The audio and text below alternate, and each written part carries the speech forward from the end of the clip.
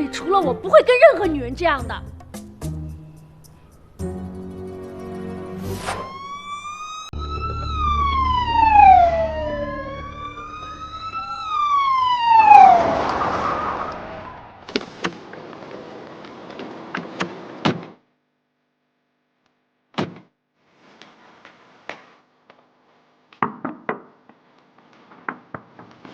听人劝，吃饱饭啊！哎呀，这爱情啊，简直经不起一丁点的考验。男人都怎么回事？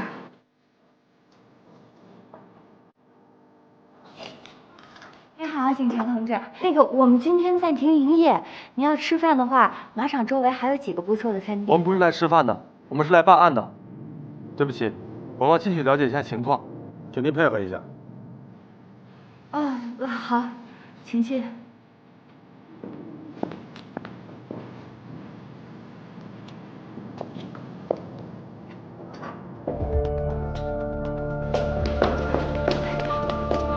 警察同志，这到底是怎么回事啊？我们接到举报，怀疑你们这里有人提供色情服务，你们谁是负责人啊？我是啊，但是不可能啊，我们这里是合法经营的餐厅。服务员呢？今天暂停营业，所以服务员跟厨师都回家了。到底是谁举报的我们这儿啊？举报人的个人信息是保密，这个你就不用保密，是我举报的。警察同志，调查怎么样了？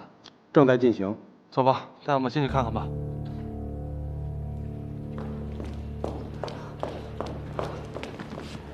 这两个人是谁啊？他们是我朋友。哎，闪闪，你也在？李志啊，你们认识？哎，他是我朋友。怎么回事？我可能有点误会，对，误会。误会？你知道你们这是什么行为？这是扰乱社会治安，误会就完了。不好意思啊，我们那个你们眼里还有没有法律啊？不好意思啊，麻烦您了。我们走。好什么嘛？行，回见了，谢谢您。什么意思？什么情况？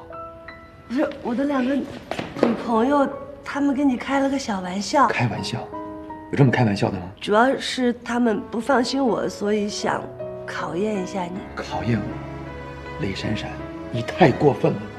我一生当中遇见过很多女人，但你是唯一一个让我把心都掏出来给你的人，你却把它捏碎了。